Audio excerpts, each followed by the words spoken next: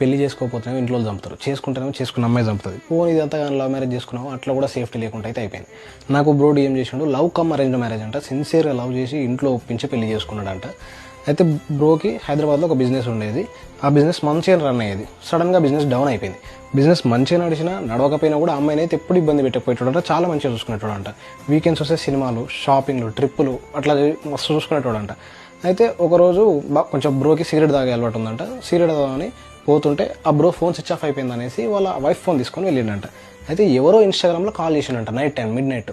అయితే కాల్ చేస్తే bro lift చేసి ఎవరా నువ్వు నా భార్యకు ఫోన్ చేసినావు అది అని సీరియస్ అయిందంట, తిట్టిండంట. తిడితే నోట్లో వాళ్ళు స్క్రీన్ షాట్ పెట్టిండంట, నువ్వే నాకు ఇట్లా మెసేజ్ పెట్టినావు అని. అయితే ఆ స్క్రీన్ షాట్స్లో ఏముందంటే నీ డీపీ బాగుంది, నువ్వు బాగున్నావు, నీ పర్సనాలిటీ బాగుంటుంది, అది ఇది అని పెట్టిందంట వాళ్ళ వైఫ్. అయితే అతను ఆ లోకల్ ఏరియా పర్సన్ అంట, కొంచెం పొలిటికల్ బ్యాక్గ్రౌండ్ బాగుందంట, కొంచెం సీరియస్ అయిపోయి మొత్తం రచ్చ అయింది, ఇజ్జత్ పోయింది వాళ్ళది.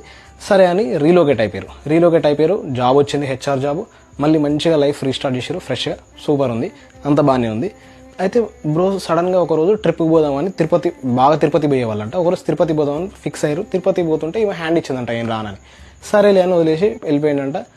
ఈ తిరుపతికి ఎందుకు రాలేదని డౌట్ వచ్చేసి ఇంటికి వచ్చిన తర్వాత మళ్ళీ డౌట్ వచ్చి ఆమె ఫోన్లో ఏదో హ్యాకింగ్ యాప్ ఇన్స్టాల్ చేసిండంట. హ్యాకింగ్ యాప్ ఇన్స్టాల్ చేసేసి ఆమె ఏం చేస్తుందో మొత్తం ఆఫీస్కి పోయినాక చూసిండంట.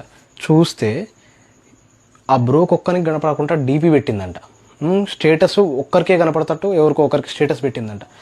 వాన్తోటి మొత్తం 18+ చాట్ చేస్తుందంట. మొత్తం అంటే కొంచెం గలీజ్గా ఉంటుంది, 18+ చాట్ మొత్తం చేసిందంట. అయితే తర్వాతకి ఆ బ్రో అదంతా చూసి తట్టుకోలేక తొందరగా అన్ని స్క్రీన్ రికార్డింగ్ తీసుకొని మొత్తం ప్రూఫ్స్ అన్ని దగ్గర పెట్టుకొని వాళ్ళ ఇంట్లో వాళ్ళకి వీళ్ళింట్లో వాళ్ళకి కాల్ చేసి ఒకసారి రండి కలవాలి, మా అమ్మకి హెల్త్ బాగాలేదని చెప్పేసి బ్రో అందరిని ఒక దగ్గరికి రప్పించిండంట. అయితే వాళ్ళ తమ్మునితోటి చెప్పిండంట, అరే స్టార్టింగ్ నుంచి ఎండింగ్ వరకు ఏం జరిగిన వీడియో తీరా అని చెప్పిండంట. అక్కడికి పోయిన తర్వాత అందరికీ సీన్ ఎక్స్ప్లెయిన్ చేసిండంట, ప్రూఫ్స్ చూపించిండంట. ఆ అమ్మాయిని రెడ్ హ్యాండెడ్గా పట్టించిండంట అందరికీ. అయితే ఆ అమ్మాయి ఫోన్ ఆ బ్రో దగ్గరనే ఉంది. రెడ్ హ్యాండెడ్గా పట్టించిండు, కొంచెం అమ్మాయి తిట్టింది, అంతా ఆగమాగమైంది, రచ్చరంబోలు అయింది, అంతా అయిపోయింది. అయితే ఆ బ్రో దగ్గర ఆ ఫోన్ ఉంది.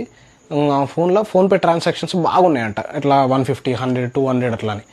అయితే ఒకసారి ఆ ట్రాన్సాక్షన్స్ ఏందని అడిగితే అంతకుముందు అంటే మంచిగా ఉన్నప్పుడు మా పక్కింటి వాళ్ళది షాపు నాది పెట్టిరు అక్కడ క్యూఆర్ కోడ్ అది అని చెప్పిందంట, అబద్ధం చెప్పింది. అయితే ఆ బ్రో అసలు డౌట్ వచ్చి ఆ అమ్మాయి ఏదో డంప్స్టర్ అని ఒక యాప్ ఉంటుందంట, యాప్ ఇన్స్టాల్ చేస్తే డిలీట్ అయిన ఫొటోస్ వీడియోస్ అన్నీ బ్యాక్ వచ్చేసాయంట. ఆ యాప్ ఇన్స్టాల్ చేసిందంట. యాప్ ఇన్స్టాల్ చేసిన తర్వాతకి ఆ యాప్లో చూస్తే అంటే యాప్ ఇన్స్టాల్ చేసిన తర్వాత రికవర్ అయిన వాటిలలో చూస్తే నోడ్ కాల్స్, స్క్రీన్ రికార్డింగ్స్ అన్నీ ఒక దగ్గర ఒక 150 దాకా ఉన్నాయంట. అవన్నీ చూసి బ్రో పిచ్చోడు అయిపోయాడు. అసలు జరిగింది ఏంటంటే ఆమె